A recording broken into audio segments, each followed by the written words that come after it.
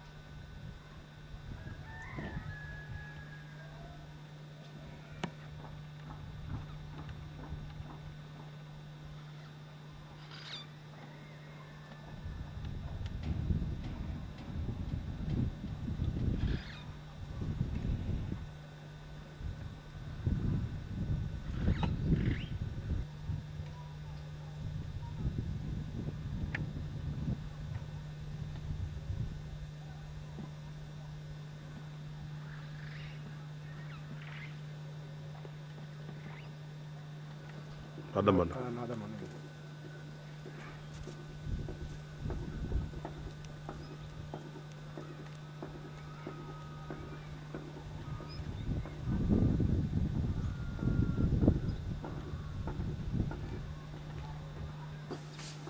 voilà.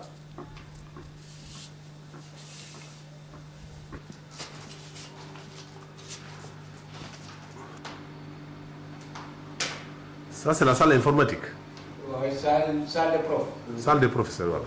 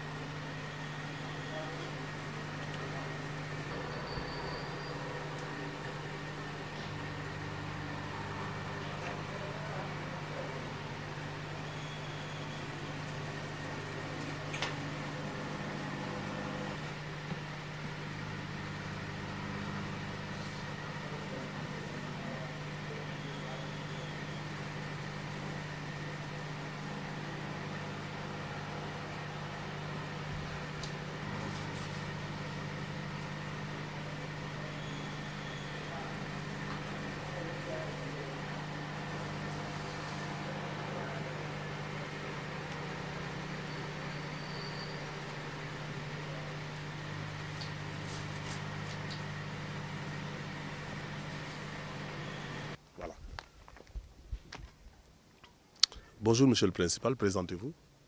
Bonjour, je suis M. Papa Djibril Batili, principal du SEM de Maka-Koulibantang. Batili, il est soninké. Il est soninké, mais moi je suis un mauvais soninké dans la mesure où je ne parle un traître mot de Sarakholi. Alors, donc, depuis quand vous êtes à Maka-Koulibantang? Depuis octobre 2005, date à laquelle j'ai pris service. Oui. Alors, le SEM de Maka, à quand il a démarré effectivement? Le SEM de Maka a démarré en 2004, mais c'était dans des locaux provisoires, c'était l'école élémentaire qui a eu à abriter le SEM. Et en 2005, donc, l'USAID PAEM a construit ce SEM. Et en 2005, donc, nous sommes arrivés ici et nous avons pu effectivement loger nos élèves dans de très bonnes conditions, comme vous avez eu à le constater. Ouais. Et quel est un peu l'état des lieux aujourd'hui? Bon, aujourd'hui, le SEM a grandi parce qu'en 2005, déjà, on n'avait que 4 classes. 4 classes pédagogiques. Actuellement, nous sommes à 14 classes pédagogiques. Et le SEM ne disposait que de 4 salles ordinaires et 2 salles spécialisées. Une salle polyvalente censée abriter la bibliothèque et le matériel informatique. Ensuite, il y a aussi une salle qui abrite le laboratoire, donc, où sont censés dérouler les cours de sciences de la vie et de la terre et de sciences physiques. Alors, le taux de scolarisation est satisfaisant, pour ne pas dire le TMS, comme on dit?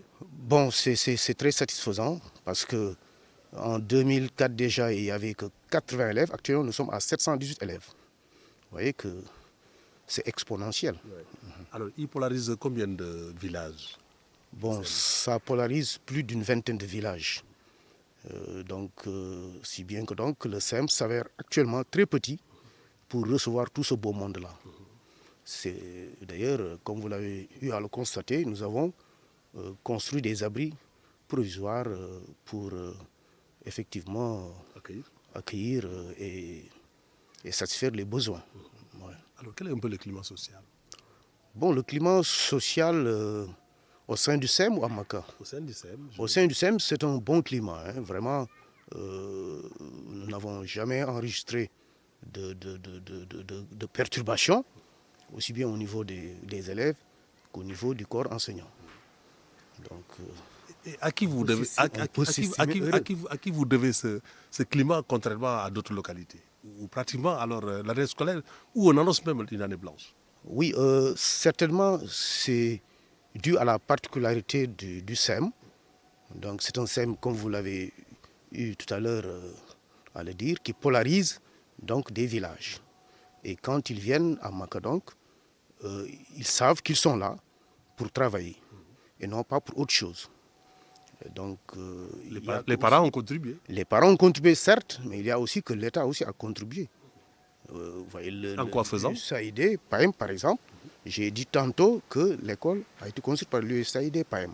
Donc l'USAID, c'est le partenariat du ministère de l'Éducation, n'est-ce pas, par le biais de la DEMSG, donc le projet PAEM, c'est-à-dire projet d'appui à l'enseignement moyen, parce qu'on a constaté que l'enseignement moyen était le moyen faible du système.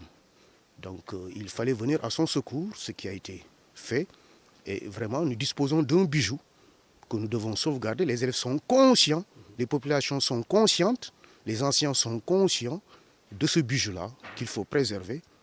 Et justement, donc, tenant compte de tout cela, donc, le climat qui est là est un climat serein, un climat où vraiment, alhamdulillah, mashallah, parce que je touche du bois, hein, je l'ai dit tantôt, je touche du bois, parce que c'est une chance, effectivement, d'être à Maka, d'être dans une localité où les gens, quand même, comprennent ce que c'est que l'éducation. Alors, le corps enseignant, il est suffisant ou il y a un déficit? Bon, actuellement, alhamdulillah, parce qu'au début, on avait un problème. Un problème parce qu'il y a eu des départs et heureusement que l'inspecteur d'académie de Tambacounda a tout fait pour nous envoyer les professeurs qu'il nous fallait. Donc aujourd'hui, on peut s'estimer quand même heureux. Donc le SEM de Maka aujourd'hui est un modèle? C'est un modèle à bien des égards, c'est un modèle.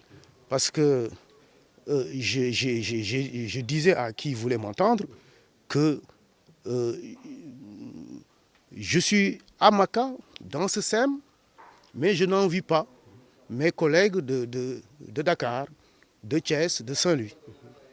Parce que vous avez vu, à le constater de visu, vous avez vu qu'on a tout le matériel informatique qu'il faut, donc si bien que donc, nos élèves, nos professeurs sont dans d'excellentes conditions de travail. Alors, aujourd'hui, quel est un peu le taux de réussite et quelle amélioration souhaiterez-vous qu'on apporte au SEM? Le taux de réussite avoisine dans les 38%. Bon, l'année dernière, on était à 57%. Bon, mais l'année dernière, c'est-à-dire l'année 2010, on était 2010-2011, on était à 58%. Oui. Et l'année 2011, 2012, bon, nous attendons les résultats. Nous ne sommes pas encore au bilan. Nous ne sommes pas encore au bilan. Et voilà. Et une amélioration, elle est souhaitée parce que les abris provisoires, il serait souhaitable que maintenant ces classes soient construites. Est-ce que les parents d'élèves contribuent un peu à apporter un temps soit peu pour vous sortir de ces situations un peu provisoires quelque part? Oui, il n'y a que l'association des parents d'élèves se met à pied d'œuvre pour sensibiliser les parents, pour qu'on puisse effectivement construire d'autres salles de classe en dur. Il y a que aussi l'IDEN va certainement nous appuyer aussi pour la construction aussi de salles de classe. Parce que Maka mérite quand même cela, hein, vu que vraiment on a enregistré 0 perturbation. Donc je crois que cela mérite d'être récompensé. Ouais. Voilà. Et le mot de la fin? Le mot de la fin, c'est remercier l'État du Sénégal par le biais du ministère de l'Éducation nationale qui a tout fait pour qu'on ait ce SEM de proximité. Et ce SEM de proximité a permis de régler beaucoup de problèmes. Surtout le maintien des filles. Parce que quand les élèves réussissaient, ils allaient à Tamba, Kunda, et ils rencontraient d'énormes difficultés. Si bien donc, il arrivait souvent qu'il y ait des déperditions scolaires, des abandons. Et voilà, ce qui fait qu'actuellement, bon, on enregistre très peu d'abandons. Et les filles aussi, ça va, la scolarisation des filles. Oui, ça va. Mais ça va dans la mesure où actuellement, nous sommes à 718